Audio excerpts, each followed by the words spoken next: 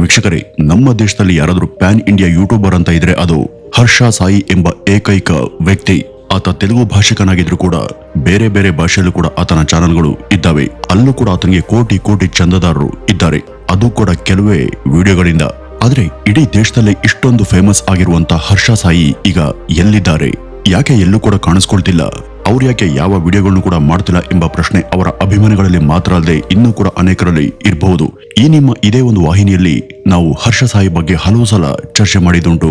ಆ ಒಂದು ವಿಡಿಯೋಗಳಲ್ಲಿ ಈ ಹರ್ಷ ಸಾಯಿ ಯಾರು, ಇವರ ಹಿನ್ನೆಲೆ ಏನು, ಇವರ ಕೆಲಸ ಏನು, ಸೋಷಿಯಲ್ ಮೀಡಿಯಾದಲ್ಲಿ ಇವರು ಸೃಷ್ಟಿ ಮಾಡದಂತ ಸಂಚಲನ ಎಂತದ್ದು, ಜನಸಾಮಾನ್ಯರಿಗೆ ಇವರು ಮಾಡ್ತಿದ್ದಂತ ಸಹಾಯ ಹಾಗೂ ಇವರ ಸುತ್ತ ಎದ್ದಿದಂತ ವಿವಾದಗಳು, ಈ ಎಲ್ಲಾ ವಿಷಯಗಳ ಬಗ್ಗೆ ಕೂಡ ನಾವು ಡೀಟೇಲ್ ಆಗಿ ಬಹಳ ಹಿಂದೆನೆ ಕವರ್ ಮಾಡಿದ್ವಿ.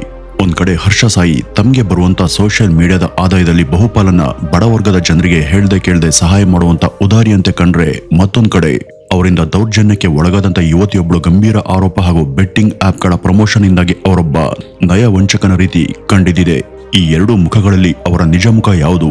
ಇಲ್ಲಿ ಹರ್ಷ ಸಾಯಿ ಅವರ ಯಾವ ವರ್ಷ ನಿಜ, ಯಾವ ವರ್ಷ ಸುಳ್ಳು ಅಂತ ಅವರ ಅಭಿಮಾನಿಗಳ ಸಹಿತ ಎಲ್ಲರೂ ಕೂಡ ಅನುಮಾನ ಪಟ್ಟಿದ್ರು. ಅವ್ರ ಮೇಲೆ FIR ಕೂಡ ದಾಖಲಾಗಿತ್ತು. 2024ರಲ್ಲಿ ಮುಂಬೈ ಮೂಲದ ಮಾಡೆಲ್ ಹಾಗೂ ನಟಿಯೊಬ್ಬಳು ಈ ಹರ್ಷ ಮೇಲೆ ಲೈಂಗಿಕ ದೌರ್ಜನ್ಯ ಹಾಗೂ ಬ್ಲಾಕ್ ಮೇಲಿಂಗ್ ಆರೋಪವನ್ನ ಮಾಡಿದ್ಲು.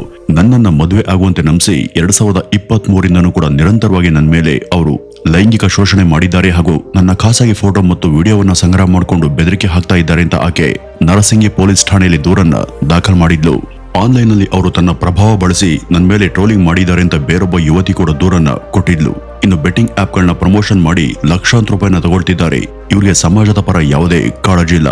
ಯುವಕರನ್ನ ಹಾಗೂ ಎಲ್ಲರನ್ನೂ ಕೂಡ ಬೆಟ್ಟಿಂಗ್ ಮತ್ತು ಜೂಜಿಗೆ ನೇರವಾಗಿಯೇ ಪ್ರಚೋದನೆ ಮಾಡ್ತಿದ್ದಾರೆ ಅಂತಾನೂ ಕೂಡ ಅವ್ರ ಮೇಲೆ ಕಳೆದ ವರ್ಷ ಆರೋಪಗಳು ಕೇಳ್ಬಂದಿದ್ವು. ಈ ಎಲ್ಲಾ ವಿಷಯಗಳ ಸಂಬಂಧವಾಗಿ ಅವ್ರ ಮೇಲೆ ಕೆಲವು ಸ್ಟೇಷನ್ಗಳಲ್ಲಿ FIR ಕೂಡ ದಾಖಲಾಗಿ ಅನೇಕಾರು ಕೇಸ್ಗಳು ಕೂಡ ಇನ್ನೂ ನಡೀತಾನೆ ಇದ್ದಾವೆ. ಇವುಗಳ ಸಲುವಾಗಿ ಅವರು ನಿರಂತರವಾಗಿ ಕೋರ್ಟ್ಗೆ ಅಲ್ದಾಡ್ತಾನೆ ಇದ್ದಾರೆ. ಅವೆಲ್ಲ ಕ್ಲಿಯರ್ ಆಗಿ ಕೋರ್ಟ್ನ ಮೂಲಕ ಅವರು ಶುದ್ಧ ಹಸ್ತರಂತ ತೀರ್ಪು ಹೊರಬರೋವರೆಗೂ ಅವರು ಕಾಂಟೆಂಟ್ ಕ್ರಿಯೇಟ್ ಮಾಡೋದಾಗ್ಲಿ, ವಿಡಿಯೋವನ್ನ ಪೋಸ್ಟ್ ಮಾಡೋದಾಗ್ಲಿ ಮಾಡುವ ಹಾಗಿಲ್ಲ ಅಂತ ಕಟ್ಟುನಿಟ್ಟಾಗಿ ಆದೇಶ ಆಗಿದೆ. ಇದೇ ಕಾರಣಕ್ಕೆ ಅವರು ಕಳೆದ ಹಲವು ತಿಂಗಳಿಂದ ಸೋಷಿಯಲ್ ಮೀಡಿಯಾದಲ್ಲಿ ಸಕ್ರಿಯರಾಗಿಲ್ಲ. 2023 ಮತ್ತು 2024ರವರೆಗೂ ಮುಂಬೈ ಮೂಲದ ಯುವತಿಯಿಂದ ಬೆದರಿಕೆ ಹಾಕಿ ಸುಮಾರು 2.5 ಕೋಟಿ ರೂಪಾಯಿ ಹಣವನ್ನ ದೋಚಿದ್ದಾರೆ ಎಂಬ ಆರೋಪ ಅವ್ರ ಮೇಲಿತ್ತು.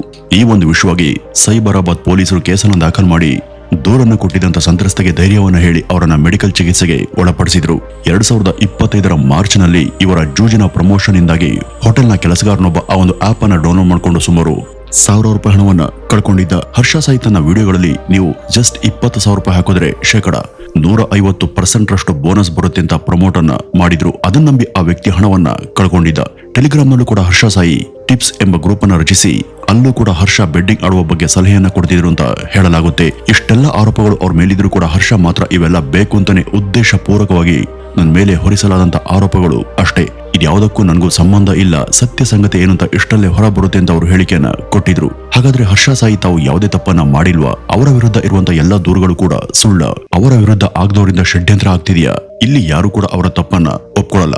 ಇದೇ ತಂತ್ರವನ್ನ ಹರ್ಷ ಸಾಯಿ ಕೂಡ ಬಳಸ್ತಿದ್ದಾರ?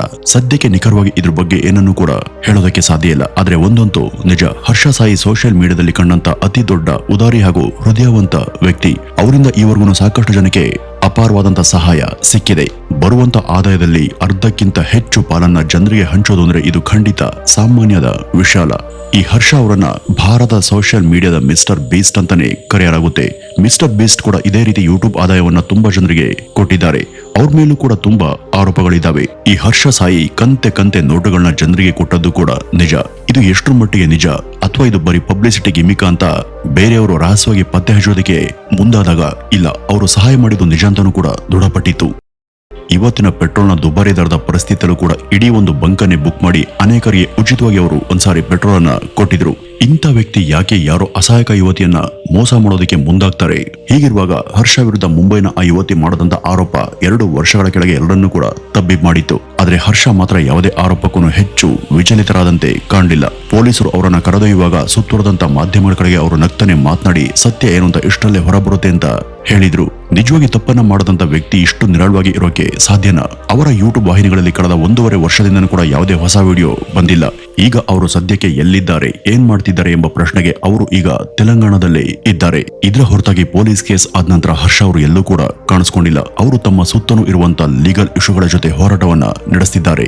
ಯೂಟ್ಯೂಬ್ನಿಂದ ಬಂದಂತ ಹಣವನ್ನ ಸ್ವಂತಕ್ಕೆ ಮಾತ್ರ ಬಳಕೆ ಮಾಡದೆ ಅದರಲ್ಲಿ ಹೆಚ್ಚಿನದನ್ನ ಈ ದೇಶದ ಬಡ ಬಗ್ಗರಿಗೆ ಹಂಚಿ ಅವರ ಮುಖದಲ್ಲಿ ನಗು ಮೂಡಿಸುವಂತ ಉದ್ದೇಶ ಅವರದಾಗಿತ್ತು. ತಕ್ಕ ಮಟ್ಟಿಗೆ ಅವರು ಅದರಲ್ಲಿ ಯಶಸ್ವಿ ಕೂಡ ಆಗಿದ್ರು. ಈ ಮೂಲಕ ತಮ್ಮ ಹರ್ಷ ಸಾಯಿ ಫೌಂಡೇಶನ್ ಅನ್ನ ವಿಸ್ತರಿಸಿ ದೇಶದ ಎಲ್ರಿಗೂ ಅದರಿಂದ ಆಹಾರ, ಆಶ್ರಯ, ಶಿಕ್ಷಣ, ಹೆಲ್ತ್ ಕೇರ್ ಸೌಲಭ್ಯ ಈ ರೀತಿ ಮೊದಲಾದವುಗಳನ್ನ ಧಾರಾಳವಾಗಿ ಕಲ್ಪಿಸುವಂತ ಕನಸನ್ನ ಕಂಡಿದ್ದಂತ ಹರ್ಷ ಅವರು ಸಹಾಯ ಮಾಡುವಂತ ವಿಷಯದಲ್ಲಿ, ಕಷ್ಟದಲ್ಲಿ ಇರೋರಿಗೆ ನೆರವಾಗುವಂತ ವಿಷಯದಲ್ಲೂ ಕೂಡ ಎಷ್ಟೋ ಜನರಿಗೆ ಸ್ಫೂರ್ತಿಯಾಗಿ ನಿಂತಿದ್ರು. ಯಾವ ವ್ಯಕ್ತಿ ಯಾವುದೇ ದುರುದ್ದೇಶ ಇಲ್ಲದೆ ಪ್ರತಿಫಲವನ್ನು ಕೂಡ ನಿರೀಕ್ಷೆ ಮಾಡದೆ ಅಸಹಾಯಕರಿಗೆ ಅನ್ನ, ಅಕ್ಷರ, ಆಶ್ರಯಗಳನ್ನ ದಾನ ಮಾಡ್ತಾನೋ ಅವನ ಧ್ಯೇಯ ಯಾವಾಗಲೂ ಕೂಡ ಶ್ರೇಷ್ಠ ಮಟ್ಟದಲ್ಲಿ ಇರುತ್ತೆ ಅಂತ ಶಾಸ್ತ್ರಗಳಲ್ಲಿ ಹೇಳಲಾಗಿದೆ. ಹರ್ಷ ಸಾಯಿ ಅವರು ಗ್ರಾಮೀಣ ಅಭಿವೃದ್ಧಿ ಕಡೆಗೆ ಹೆಚ್ಚು ಒತ್ತನ್ನ ಕೊಟ್ಟಿದ್ರು. ಗ್ರಾಮೀಣ ಭಾಗದ ಬಡ ಮಕ್ಕಳಿಗೆ ಹೈ ಕ್ವಾಲಿಟಿ ಶಿಕ್ಷಣ ಸೌಲಭ್ಯ ಒದಗಿಸೋದು, ಸಣ್ಣ ಉದ್ಯಮ ಶುರು ಮಾಡೋದಕ್ಕೆ ಗ್ರಾಮೀಣ ಭಾಗದ ಮಹಿಳೆಯರಿಗೆ ಹಣ ಸಹಾಯ ಮಾಡೋದು, ಇವುಗಳ ಜೊತೆ ಹಳ್ಳಿಗಳಲ್ಲಿ ವಿದ್ಯುತ್, ಶೌಚಾಲಯ, ಚಿಕಿತ್ಸಾ ಕೇಂದ್ರಗಳಂತ ಪ್ರಾಥಮಿಕ ಸೌಲಭ್ಯಗಳಿಗೆ ಹಣ ಸಹಾಯವನ್ನ ಮಾಡೋದು ಅವರ ಗುರಿಯಾಗಿತ್ತು. ಹಸಿದ ವ್ಯಕ್ತಿಗೆ ಒಂದು ಹೊತ್ತಿಗಾಗುವಷ್ಟು ಊಟವನ್ನ ಕೊಟ್ರೆ ಸಾಕಾಗೋದಿಲ್ಲ. ಅದೇ ವ್ಯಕ್ತಿಗೆ ತನ್ನ ಕಾಲ್ ಮೇಲೆ ತಾನು ನಿಂತು ದುಡಿಯೋದಕ್ಕೆ ಶಕ್ತಿಯನ್ನು ತುಂಬೋದು ನಿಜವಾದ ಸಹಾಯ ಎಂಬುದರಲ್ಲಿ ನಂಬಿಕೆ ಇಟ್ಟಿದ್ದಂತ ಹರ್ಷ ಸಾಯಿ ಚಿಕ್ಕ ಪುಟ್ಟ ಸಮುದಾಯಗಳಿಗೆ ಹಣಕಾಸಿನ ಸಹಾಯ ಮಾತ್ರವಲ್ಲದೆ ಅವುಗಳನ್ನ ಶಾಶ್ವತವಾಗಿ ಮೇಲೆತ್ತಿ ಮುನ್ನಡೆಸೋದಕ್ಕೆ ಬೇಕಾದಂತ ಸಹಾಯವನ್ನ ಮಾಡ್ತಿದ್ರು. ನಮ್ಮ ದೇಶದಲ್ಲಿ ಇಂಥ ಕೆಲಸ ಮಾಡೋದಕ್ಕೆ ಬೇಕಾದಷ್ಟು NGOಗಳು ಮತ್ತು ಚಾರಿಟಿಗಳು ಇದ್ದಾವೆ. ಹೀಗಿದ್ದು ಕೂಡ ನಮ್ಮ ದೇಶದಲ್ಲಿ ಬಡವರ, ಹಸ್ದವರ ಸಂಖ್ಯೆಗೇನು ಕಡಿಮೆ ಇಲ್ಲ. ಈ ಸಂಸ್ಥೆಗಳ ನಿಜಕ್ಕೂ ಟೊಂಕ ಕಟ್ಟಿ ಕಂಕಣ ಭದ್ರಾಗಿ ಕೆಲಸ ಮಾಡಿದ್ರೆ ದೇಶ ತಾಂತಾನೆ ಅಭಿವೃದ್ಧಿಯ ಹಾದಿಯಲ್ಲಿ ಸಾಗುತ್ತೆ. ಹರ್ಷ ಕೂಡ ಸಣ್ಣ ವಯಸ್ಸಿನಲ್ಲಿ ಇಷ್ಟು ದೊಡ್ಡ ಪ್ರಗತಿಪರ ಚಿಂತನೆಯನ್ನ ಹೊಂದಿದ್ದವರು. ಅವರು ಮಾಡದಂತ ಕೆಲಸಗಳು ನಿಜಕ್ಕೂ ಅನೇಕರಲ್ಲಿ ಈ ಒಂದು ನಿಟ್ಟಿನಲ್ಲಿ ಸ್ಫೂರ್ತಿಗೊಳ್ಳುವಂತೆ ಮಾಡಿದ್ವು. 2021ರ ಲಾಕ್ಡೌನ್ ಸಮಯದಿಂದನೂ ಕೂಡ ಹರ್ಷ ಸಾಯಿ ಮಾಡ್ತಾ ಬಂದಂತ ಸಾಕಷ್ಟು ದಾನ ಧರ್ಮದ ಕೆಲಸಗಳು ಹಲವರ ಬದುಕನ್ನ ಬದಲಿಸಿದ್ವು. ಇಂಥ ವ್ಯಕ್ತಿಯ ಮೇಲೆ ಕೇಳಿ ಬಂದಂತ ಅನಿರೀಕ್ಷಿತ ಆರೋಪಗಳು ಹಾಗೂ ಅದರಿಂದ ಅವರ ಕೆಲಸಗಳಿಗೆ ತಡೆ ಉಂಟಾಗಿದ್ದು ನಿಜಕ್ಕೂ ಬೇಸರದ ಸಂಗತಿ. ಅವ್ರ ಮೇಲೆ ಇರುವಂತ ಆರೋಪಗಳೆಲ್ಲ ಇನ್ನೂ ಕೂಡ ಕೋರ್ಟ್ನಲ್ಲಿ ಚರ್ಚೆಯಲ್ಲಿದ್ದು ಯಾವೂ ಕೂಡ ಇನ್ನೂ ದೃಢಪಟ್ಟಿಲ್ಲ. ಅವು ದೃಢಪಟ್ಟು ತೀರ್ಪು ಹೊರಬರೋವರೆಗೂ ಅವರು ಜಸ್ಟ್ ಆರೋಪಿ ಮಾತ್ರ, ಅಪರಾಧಿ ಅಲ್ಲ. ಒಂದ್ ವೇಳೆ ಅವೆಲ್ಲ ಕ್ಲಿಯರ್ ಆಗಿ ಅವರು ಕ್ಲೀನ್ ಅಂತ ತೀರ್ಪು ಬಂದ್ರೆ ಅವರು ಮತ್ತೆ ಸೋಷಿಯಲ್ ಮೀಡಿಯಾದ ತಮ್ಮ ರೊಟೀನ್ಗೆ ಹಿಂದಿರುಗಬಹುದು. ಹರ್ಷ ಸಾಯಿ ಮಾಧ್ಯಮಗಳ ಮುಂದೆ ಸದಾ ನಗ್ತಾ ಸಮಾಧಾನದಿಂದಲೇ ಮಾತನಾಡ್ತಾರೆ. ಅವರ ಮನಸ್ಸಿನ ತೊಳಲಾಟ ಎಷ್ಟಿದೆಯೋ, ಮಾನಸಿಕವಾಗಿ ಆತ ಈ ಎಲ್ಲಾ ಆರೋಪಗಳಿಂದ ಅದೆಷ್ಟು ಜರ್ಜರಿತನಾಗಿದ್ದಾನೋ ಅದು ಆತನಿಗೆ ಮಾತ್ರ ಗೊತ್ತಿರುತ್ತೆ. ಈ ಕೇಸ್ಗಳು ಇದೇ ರೀತಿ ಮುಂದುವರೆದರೆ ಇನ್ನು ದೀರ್ಘಕಾಲ ಅವರು ಸೋಷಿಯಲ್ ಮೀಡಿಯಾದಿಂದ ಹಾಗೂ ಜನರಿಂದ ದೂರ ಉಳಿಬೇಕಾದಂತ ಪರಿಸ್ಥಿತಿ ಎದುರಾಗಬಹುದು. ಕೇಸ್ಗಳು ಕ್ಲಿಯರ್ ಆದ ನಂತರ ಹೊಸ ವಿಡಿಯೋ, ಹೊಸ ಕಂಟೆಂಟ್ ಹಾಗೂ ಹೊಸ ಪಾಡ್ಕಾಸ್ಟ್ಗಳಲ್ಲಿ ಕಾಣಿಸ್ಕೊಂಡು ಅವರು ತಮ್ಮ ಮನಸ್ಸಿನ ಮಾತುಗಳನ್ನ ಎಲ್ಲರ ಮುಂದೆ ಮುಕ್ತವಾಗಿ ವ್ಯಕ್ತಪಡಿಸಬಹುದು. ಈ ಹರ್ಷ ಸಾಯಿ ಪುನಃ ಈ ಬೆಡ್ಡಿಂಗ್ ಆಪ್ಗಳ ಸವಾಸಕ್ಕೆ ಹೋಗದೇ ಇದ್ರೆ ಹೆಚ್ಚು ಕ್ಷೇಮ. ಅವು ಯಾವತ್ತೂ ಕೂಡ ಸಮಾಜಕ್ಕೆ ಮಾರಕನೇ ಹೊರತು ಪೂರಕಾಲ. ಅವುಗಳಿಂದ ಜನ ನೆಗೆಟಿವ್ ಆಗಿ ಪ್ರಚೋದನೆ ಪಡೆದು ಹಣವನ್ನ ಲಾಸ್ ಮಾಡ್ಕೊಳ್ತಾರೆ ಹಾಗೂ ಜೂಜಿನ ವ್ಯಸನಕ್ಕೆ ಬೀಳ್ತಾರೆ. ಉಳಿದಂತೆ ಅವರು ತಮ್ಮ ಧ್ಯೇಯಗಳನ್ನ ಪೂರೈಸುವಂತ ಕೆಲಸದಲ್ಲಿ ತೊಡಗಿ ಮತ್ತೊಮ್ಮೆ ಜನರ ಜೊತೆ ಕನೆಕ್ಟ್ ಆಗ್ಲಿ. ಈ ಹರ್ಷ ಮೇಲೆ ಇರುವಂತ ಎಲ್ಲ ಆರೋಪಗಳು ಕೂಡ ತಣ್ಣಗೆ ಬಗೆಹರಿದು ಅವರು ಆ ಸಂಕೋಲೆಗಳಿಂದ ಹೊರಬರುವಂತಾಗ್ಲಿ ಮತ್ತು ಸೋಷಿಯಲ್ ಮೀಡಿಯಾದಲ್ಲಿ ಎಂದಿನಂತೆ ತಮ್ಮ ದಿನಚರಿಯನ್ನ ಮುಂದುವರಿಸಲಿ ಅಂತ ಆಶಿಸೋಣ. ವೀಕ್ಷಕರೇ, ಇದಿಷ್ಟು ಇವತ್ತಿನ ಈ ಒಂದು ವಿಡಿಯೋದ ಮಾಹಿತಿ. ಇನ್ನು ಈ ಹರ್ಷ ಬಗ್ಗೆ ನೀವೇನಾದ್ರೂ ಹೇಳಬೇಕು ಅಂದ್ರೆ ಅದನ್ನ ಕಮೆಂಟ್ ಮೂಲಕ ಮುಕ್ತವಾಗಿ ಹಂಚ್ಕೊಳ್ಳಿ. ನಮಸ್ಕಾರ.